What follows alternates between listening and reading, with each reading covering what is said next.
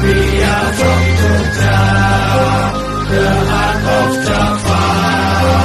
Our language mantra flows down like lava. We are from. Assalamualaikum warahmatullahi wabarakatuh.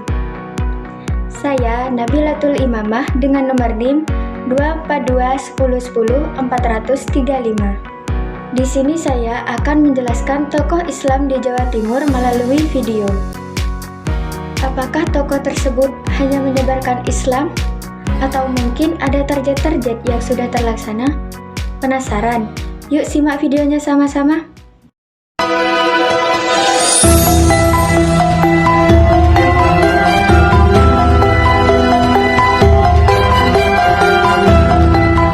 Jawa Timur bukan sekedar tanah para raja dan kerajaan.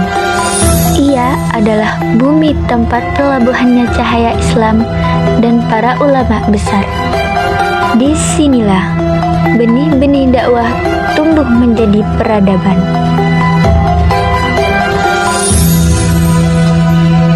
Dalam video ini, kita akan menelusuri jejak para tokoh agama yang tak hanya menyebarkan Islam, tetapi juga menanamkan nilai kasih sayang, pendidikan, dan kebudayaan.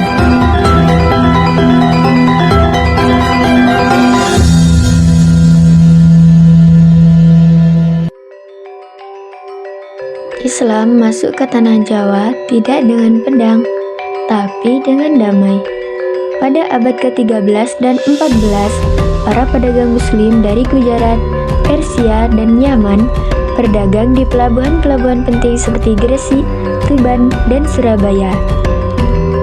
Interaksi yang harmonis dengan penduduk lokal membuka jalan bagi dakwah Islam.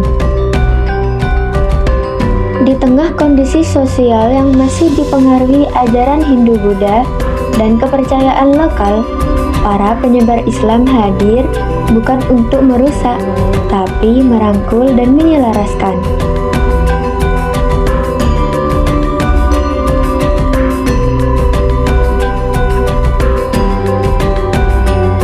Dari sinilah lahir tokoh-tokoh besar seperti Wali Songo yang namanya harum hingga kini. Salah satu tokoh sentral penyebaran Islam di Jawa Timur adalah Sunan Ampel. Nama aslinya Raden Rahmat. Ia datang ke Surabaya sekitar tahun 1440-an dan mendirikan pesantren pertama di wilayah itu, Pesantren Ampel Denta. Sunan Ampel bukan sekedar pendakwah, ia juga seorang pendidik visioner. Murid-muridnya kelak menjadi tokoh penting Islam di Nusantara, seperti Sunan Giri, Sunan Bonang, dan Sunan Kalijaga. Ia juga dikenal dengan konsep Moh Limo, yaitu menolak 5 perilaku buruk: maling, madat, main, madon, dan minum. Ini menjadi dasar moral masyarakat Islam Jawa. Lewat pendekatan budaya dan pendidikan, Sunan Ampel menanamkan Islam yang membumi dan diterima luas. Tokoh sentral dalam sejarah Islam Indonesia yakni Kiai Haji Hasyim Asy'ari, pendiri Pondok Pesantren Tebu Ireng. Lahir di Jombang tahun 1871.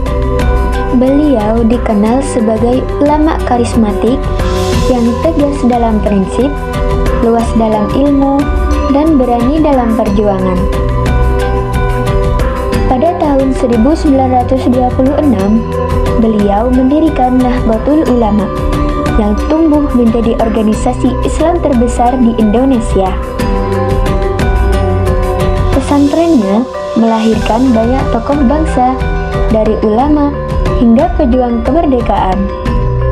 Di masa penjajahan, Kiai Haji Hasyim Asy'ari menyerukan perlawanan terhadap kolonialisme, menjadikan pesantren bukan hanya pusat pendidikan, tapi juga berbasis perjuangan. Warisannya terus hidup melalui NU dan jutaan santrinya di seluruh Indonesia. Dari Sunan Ampel di abad ke-15 hingga Kiai Haji Hasyim Asy'ari di abad ke-20, para tokoh agama di Jawa Timur telah menanamkan warisan besar, keilmuan, kebudayaan, dan kecintaan terhadap tanah air. Mereka bukan hanya ulama, tapi juga pendidik, pemersatu, dan penjaga nilai-nilai luhur bangsa. Dari pesantren sederhana hingga organisasi besar, dari tembang suluk hingga kitab kuning, semua lahir dari semangat dakwah yang mencintai damai, merangkul perbedaan, dan mengakar kuat demi bumi Nusantara. Hari ini, tugas kita bukan hanya mengenang nama mereka, tapi meneruskan perjuangan itu.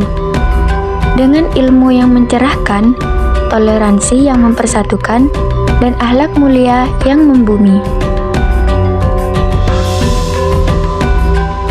Ulama sejati tidak hanya mengajar, tapi menyalakan cahaya di hati umat. Insinyur Soekarno berkata, bangsa yang besar adalah bangsa yang tidak melupakan sejarah para pahlawannya. Mari kenali sejarah kita, teladani tokoh-tokoh besar kita, dan jadikan mereka cermin dalam membangun masa depan Indonesia yang beriman, berilmu, dan berakhlak.